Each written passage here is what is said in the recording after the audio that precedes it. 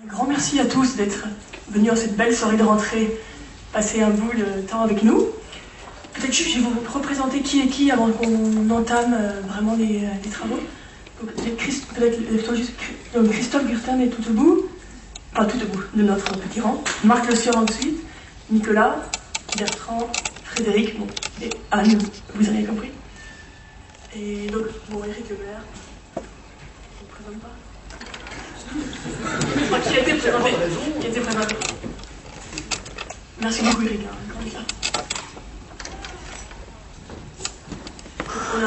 On a structuré notre travail de manière assez simple. Dans une première partie, on vous présentera vraiment la problématique. Qu'est-ce que sont les cyberrisques, les réputations, comment ils ont évolué depuis ces dernières années. On verra que c'est vraiment un trend très récent qui a beaucoup changé et que les définitions ne sont pas si simples à poser. Et ensuite, on va très simplement se demander quelles sont les réponses actuelles pour les risques managers et bien sûr, qu'est-ce que l'assurance peut leur apporter. Je laisse Bertrand entamer la définition. Bonsoir. Alors, bienvenue dans le monde terrifiant du cyberrisque. Dans ce monde, les êtres humains font encore à peu près jeu égal avec les machines connectées, puisqu'il y a environ une machine connectée pour un habitant sur la Terre. Malheureusement, cela ne va pas durer, et dans moins de 10 ans, il y aura plus de 30 milliards de machines connectées, qui seront autant d'espions en puissance et de vecteurs de cyberrisque. Dans le monde de l'entreprise, c'est le même phénomène. En effet, les frontières se brouillent entre les appareils personnels et les appareils professionnels. C'est le cauchemar des DSI qu'on appelle le Bring Your Own Device. Et également, on peut mentionner toutes les problématiques juridiques, notamment liées à l'externalisation des données hors de l'entreprise. C'est le phénomène du cloud computing.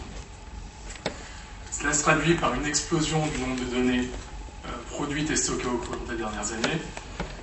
On en a créé et produit au cours des deux dernières années davantage que dans toute l'histoire de l'humanité.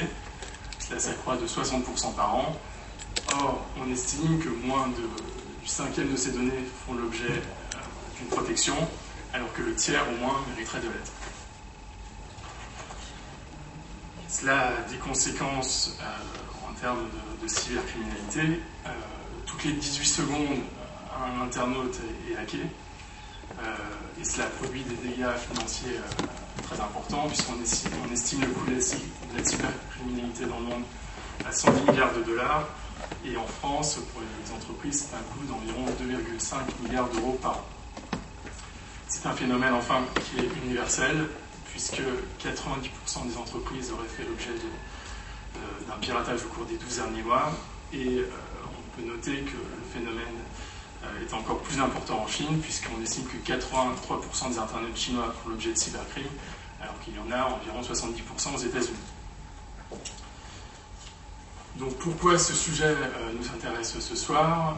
Parce que c'est un phénomène en émergence, qui est essentiellement anglo-saxon pour l'instant, avec un marché qui est estimé à environ 700 millions d'euros, dollars.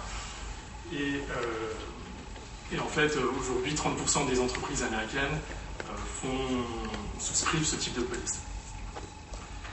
En France, le phénomène est beaucoup moins fréquent. On l'explique par le fait que les polices françaises étaient jusqu'à présent beaucoup plus englobantes que les polices étrangères. Et donc, par défaut, le cybercrime, les cyberrisques étaient couverts.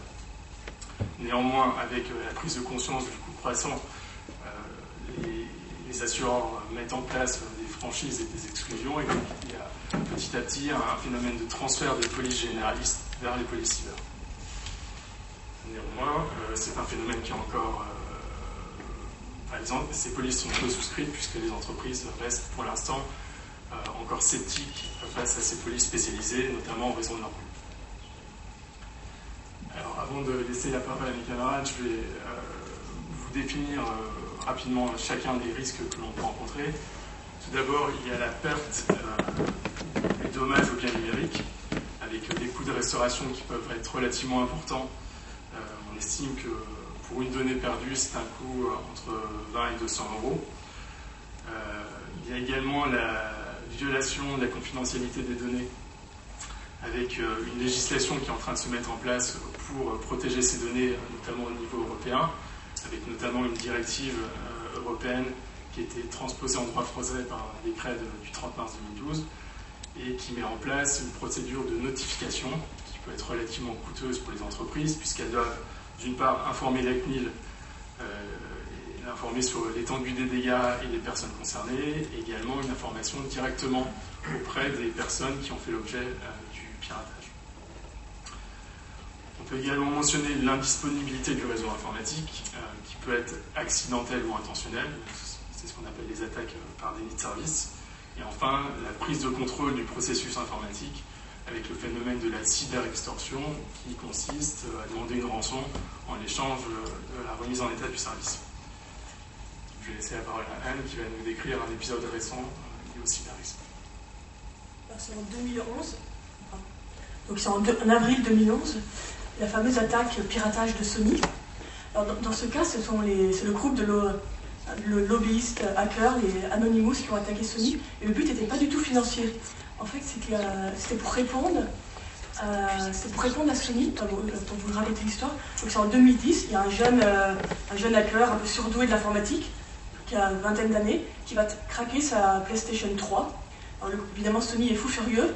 Ils vont lancer un armada judiciaire contre ce garçon, et ce qui va aller jusqu'à la destruction de ses affaires personnelles, de tout son matériel informatique. Et les Anonymous, qui se prennent un peu pour les Robins des Bois du net, veulent punir Sony de cette attaque, et vont répondre de manière ultra violente, puisqu'ils vont lancer une double attaque en avril 2011, à la fois sur le réseau de jeux en ligne de Sony, et son service de musique et vidéo à la demande. Et ce qui va résulter de cette attaque, c'est que Sony était en fait... La boîte n'a pas communiqué officiellement, mais ce qu'on a vu, c'est qu'ils n'étaient pas du tout préparés. Et sans doute les versions des logiciels étaient obsolètes, et ces serveurs n'auraient apparemment pas été protégés par un pare-feu, puisque les sites vont être bloqués pendant plus d'un mois. 2,2 millions de données personnelles, notamment de cartes bancaires, vont être volées par les hackers, et des millions de... Enfin, du coup, des millions. Je crois que c'est 1,5 million d'attaques en justice des utilisateurs contre Sony vont être lancées. En soi, les hackers ne vont pas profiter de leur vol, mais évidemment, Sony est terriblement décrédibilisé, et les pertes sont estimées environ à plus de 100 millions d'euros.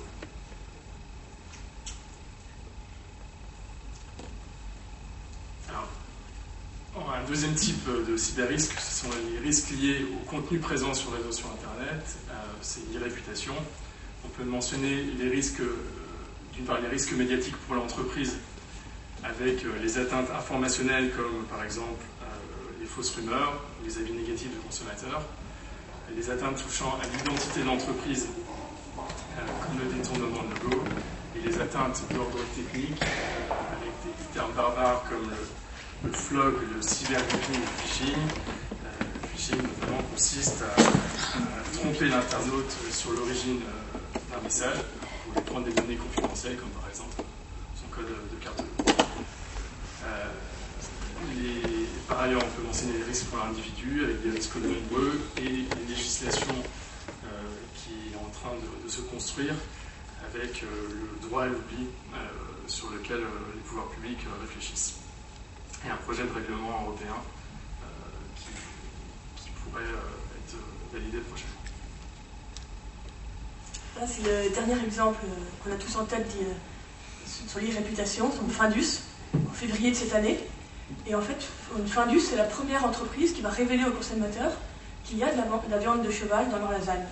Dans l'esprit de Findus, eux, c'est vraiment les good guys, ils sont victimes de la fraude, ils en informent les consommateurs, ils pensent bonne logique, tout le monde leur sera gré de cette bonne volonté.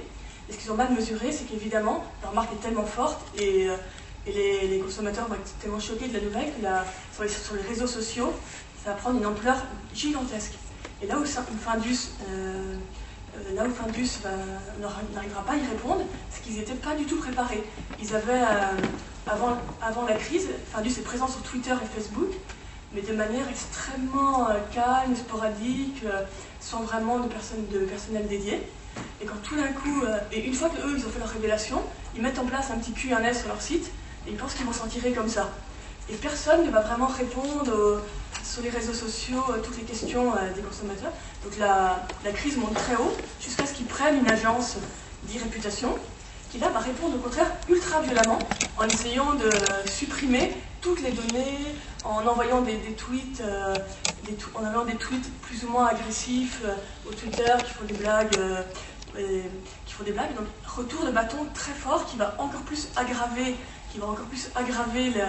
la réputation de la marque. Donc tout ça se termine au printemps avec une nouvelle agence qui va un peu calmer le jeu. Et aujourd'hui, ce genre de publicité que vous voyez sur le site, sur le slide, est toléré aujourd'hui. Les acteurs ne sont pas poursuivis, la marque ne joue pas avec, mais voilà, est plus ou moins confortable avec ça. Mais une crise donc, qui a été grosso modo qui va abîmer pendant encore des années la e-réputation de Findus.